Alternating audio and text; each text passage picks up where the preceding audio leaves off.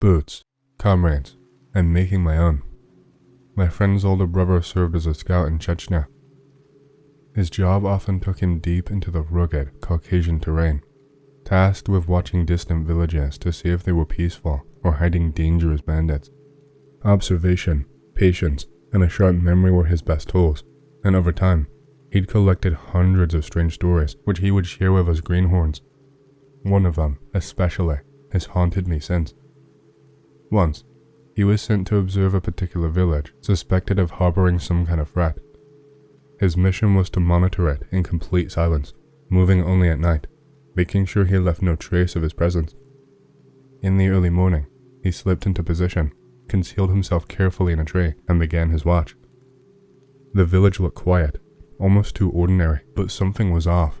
A faint, creeping unease seemed to scratch at the edge of his mind, telling him not to trust the peaceful appearance. As a seasoned scout, he trusted his instincts. He stayed alert. Around midday, just as he was about to shift positions, an old mountaineer emerged from the village. This was no ordinary villager. He was an Akasako, a tribal elder, at least 100 years old, with a long white beard and a piercing gaze. The man stepped into the open, slowly but deliberately, as if he was searching for something or someone. And then, inexplicably, he turned and started walking straight towards my brother's hiding spot. My brother felt an icy knot form in his stomach. Try explaining to a local mountaineer that you're just there on a routine mission. It would be impossible, and he knew he had not been seen. He was expertly camouflaged, invisible even to a trained eye. He stopped about 100 meters away, staring directly at my brother with an intensity that felt unnatural. My brother, seasoned as he was, felt his blood go cold. This was wrong, all wrong. The mountaineers were known for their brutal efficiency. Either they ignored you or they killed you. There was no middle ground. They remained in this silent, eerie standoff for nearly an hour. My brother, drenched in cold sweat, stayed motionless while the old man stood there, fixed like a statue. And then the elder started to laugh, a deep, guttural chuckle that grew louder and more menacing with each passing second. It filled the air, spreading through the trees, a sound so cold it felt almost inhuman. My brother's terror grew. He felt as if he were unraveling, his pulse pounding in his ears. Then, as if driven by some horrible fit, the old man began to convulse. His laughter escalated into a shriek, and his body doubled over as he retched, violently vomiting a thick, black sludge onto the ground. But the horror did not end there. The dark substance did not stay put. It started to move, inching across the ground toward the tree. My brother watched, frozen in disbelief, as the sludge crept upward. It slicked tendrils clinging to the tree bark, reaching for him. In that instant, something inside him snapped. He screamed, abandoning all stealth, and fired his pistol at the elder until his clip was empty. The echo of the shots filled the air as he leapt from the tree, barely aware of his surroundings. His only instinct was to flee. As he ran, he glanced back, and his heart nearly stopped. The old man was following, his body bent unnaturally, his mouth twisted into a gruesome grin, his laughter now a wild, crazed cackle. That horrible black muck dripped from his face, leaving a thick trail as he closed the distance, faster than a man of his age should have been able to move. The run back to his unit felt endless, his every step plagued by the echoing sound of that laughter. When he finally stumbled into camp, he was nearly incoherent, his mind a blur. He only vaguely remembers yelling into the commander's face, half mad with terror, as the entire unit scrambled into action. The soldiers were on high alert, the commander barking orders into the phone. Two of the special ops teams appeared, dragging out a strange metal device, a massive iron spiral as wide as an APC wheel, covered in a layer of rust.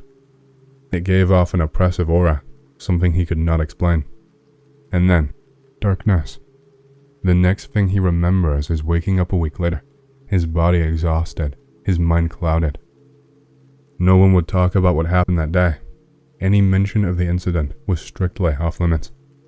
They had stood on high alert for half an hour, guns ready until the command came to pull back. The higher-ups acted like it had never happened, and his comrades only gave him sidelong glances, unwilling to ask what he'd seen. But sometimes, when he recounts the story, he mentions that he can still hear that laughter echoing in the back of his mind, as if it's waiting, watching for him to return. That's the story.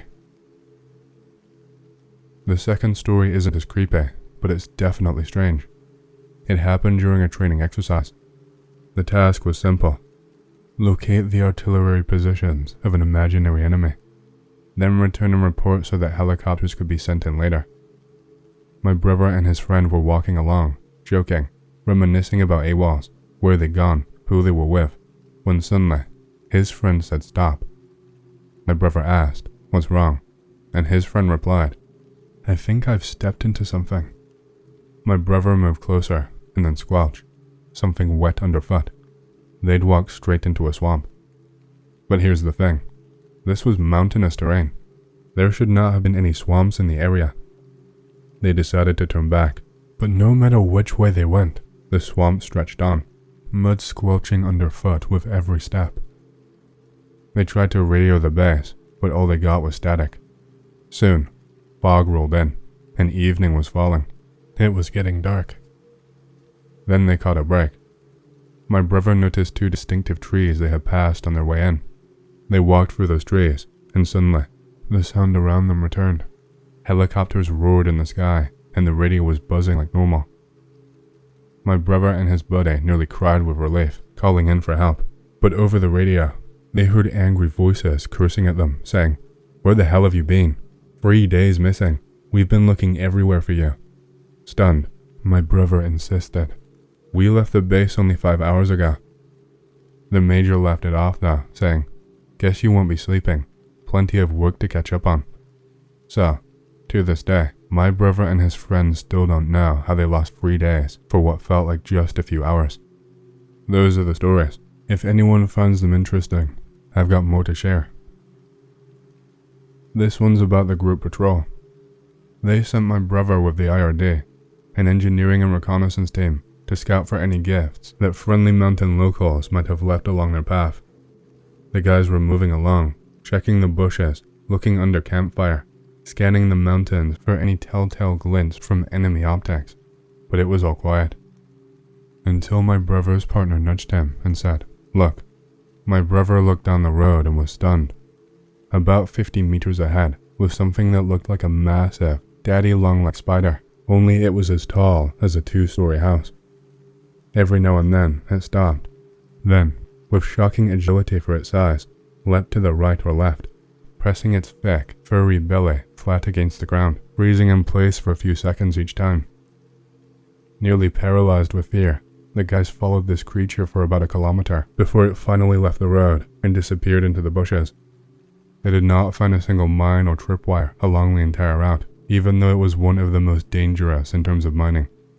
Later, that creature was reportedly seen on the mountain peaks a few more times, but no one figured out what it was. In the unit, there was a political officer whom no one liked. He was strict to a fault.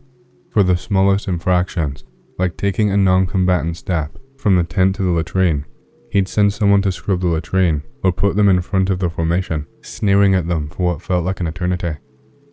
Rumor had it he even derived some twisted pleasure from this, but that's beside the point. One evening, after lights out, when everyone was settled into their bunks, my brother heard the political officer's voice. "Sergeant Petrenko, what are you doing in the forest? The lights out command has been given." My brother was stunned. The officer was calling for him, but he was not in the forest. He was right there in his tent. He wanted to shout back, but his throat felt constricted, and he could only manage a faint snore. He tried to move, but not a single muscle would obey him. Panic set in as he looked at his neighbor, whose eyes were wide with fear. A crushing force seemed to hold down all 20 of the healthy men in the tent, making it nearly impossible to even blink. A dread swelled inside him. He suddenly heard his own voice from behind the wall, his own, saying, "Ivan Fyodorovich, why don't you go fuck yourself?" He realized he'd muttered that exact phrase 2 hours earlier during a dressing down for wearing non-regulation sneakers, The political officer's angry shouts faded to a low growl. "You bastard! How dare you? I'll lock you up in the guardhouse." His voice trailed off, but the oppressive force still held my brother in its grip. He could not sleep that night. It wasn't until morning that the pressure finally released. When he talked to the guys, they revealed they'd all felt the same thing. They wanted to shout that he was right there, but none of them could move. They went to report this to the commander, who immediately ordered a search. The search did not last long. They found the officer almost right away. My brother recounted that everyone, veterans included, was sickened by the sight. All that remained of the political officer was skin, wrinkled like a deflated balloon, with a massive cross-shaped wound across his entire stomach.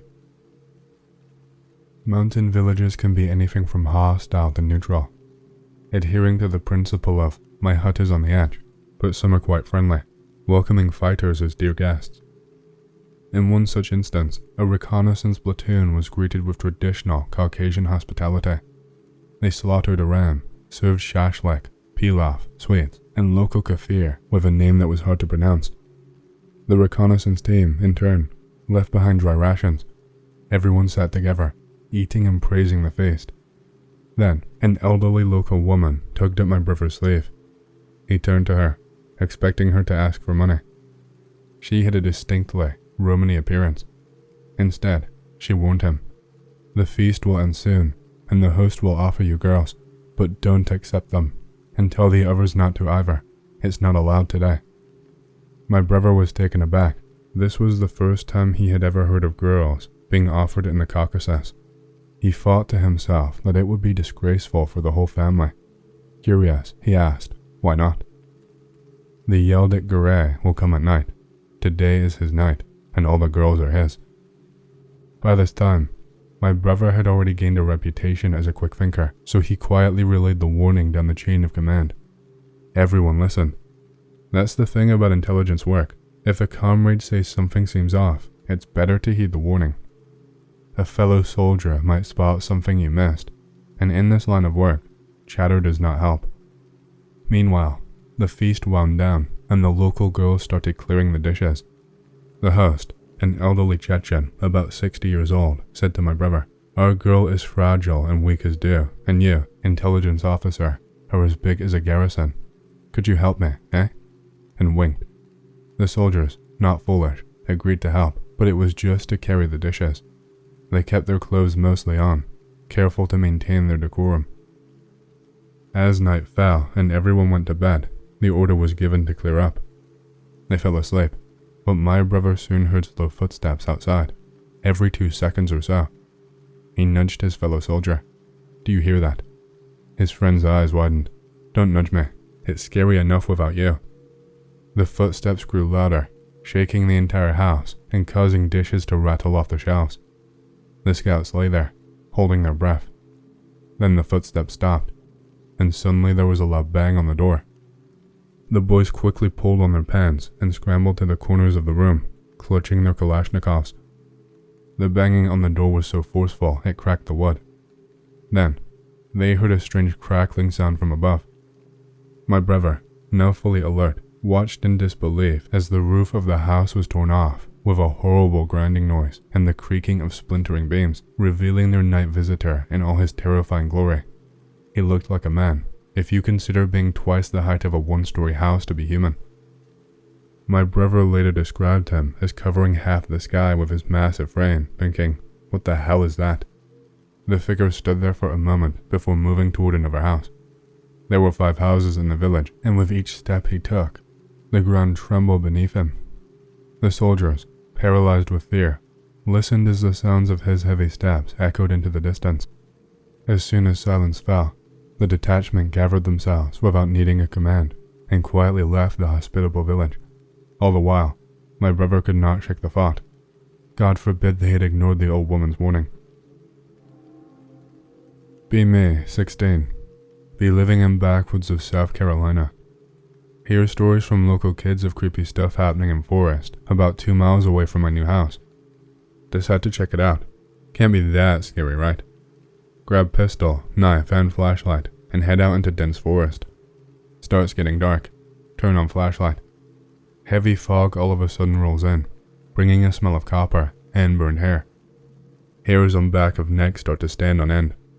Start hearing whispers and giggles. Hear something running around in woods near me. Hear it get louder. No, closer. Turn around to see something crawling extremely fast, low to the ground on 4 legs, but seem to have arms and legs like a human. Fire a shot right into its back and can see blood splatter and gunshot wound. Lets out a blood-curdling screech and retreats into woods. Fog lifts and smell suddenly goes away. Nope, all the way home. Get home and there it is, right in my driveway.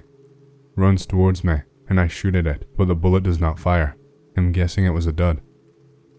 It jumps up and all I can see is its huge white eyes. Black out and wake up on top of Dad's car with Dad over me trying to wake me up. My head hurts like a bitch and my ears are ringing. Tell Dad about what happened in the woods and he just laughs and tells me it was nothing. All goes normal for about another 3 hours when Dad says, "Hey Jake, mind getting me those steaks out of the fridge?" I just look at him and say, "Dad, my name is Anon, not Jake." Just looks at me like he is full of hatred directed towards me. Give him steaks and he just goes into his room with them, uncooked. Comes out an hour later with the package and throws it away. I don't even think about asking. At 11 p.m. he tells me to go to bed, which is odd because it is a Friday and he usually doesn't care when I stay up, but I do as I'm told and go into my room. At around 3:15 my door opens. It's my dad.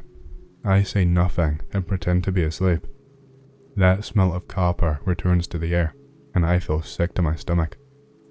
My dad sits on the edge of my bed and just looks at me for what I would say to be about 30 minutes in total. He then mumbles something underneath his breath and a voice I did not recognize. My blood turned cold and I just laid there. When he got up and left, my heart dropped and I just laid there until morning. The next morning I wake up and my dad is asleep on his lazy boy recliner and his nose is bleeding. I wake him up and I'm still spooked and I ask him about the blood and he has no idea where it came from. I ask him about the night before and he has no idea what I'm talking about and he doesn't remember waking me up either. My heart drops when he states that it was still Friday, when I know for a fact that it is Saturday, but he argues with me until I show him the phone with the date. At this point, we are both freaked. I have never ventured out into the woods since then and nothing strange has happened since then. Except sometimes, I will hear the front door open and shut a few times during the night. I got one. A few years ago, I'm working the night shift in a distribution warehouse. The warehouse is fuck huge, like more than airplane hangar huge. There's not much doing on the night shift. There's about a dozen of us working, mostly getting consumables ready for the morning shift, checking over the MHEs. We used a lot of electricity-powered fork/reach trucks and shit. We are mostly done by the early hours, so we go and hang about in the canteen. Occasionally we go into the warehouse and just look busy for a while. I go out into the warehouse at about 3 a.m. It's all lit, fairly warm, radio is on. Everything as it should be, so I go up to the bay where the fork trucks are charged. On the way, I have to walk down one of the racking aisles. 40/50 foot high racks full of pallets of toys, bed linen, furniture, that sort of stuff. Halfway down, I hear someone call out. Stop and look around. Nobody there. Do a little nope and go to head back to the canteen. Just turn and I hear the shout again. Might have pissed my pants a little bit. Look up into the racking. Nothing. Just wrapped boxes of toys. I hear the voice again. It's sort of sing-song, so I shout hello, and there's this eternal leaden pause, and then hello back. I look up to where the noise is, and there is a fucking face peering down at me, 50 feet up in the air. I fucking bolt, leg it up to the fork truck bay. May or may not have been screaming at this point, and spend about 10 minutes shaking like a bitch. I get my shit together and fire up one of the elevator trucks we use for getting smaller items off the racks. I also grab one of the big wrenches that we use on the truck sometimes. I go back out in this truck, back to where this face is. It's still there, still staring dead down at me. I have second thoughts. Go back to the canteen, sweating and shaking. Tell the guys. Half of them nearly fall over laughing.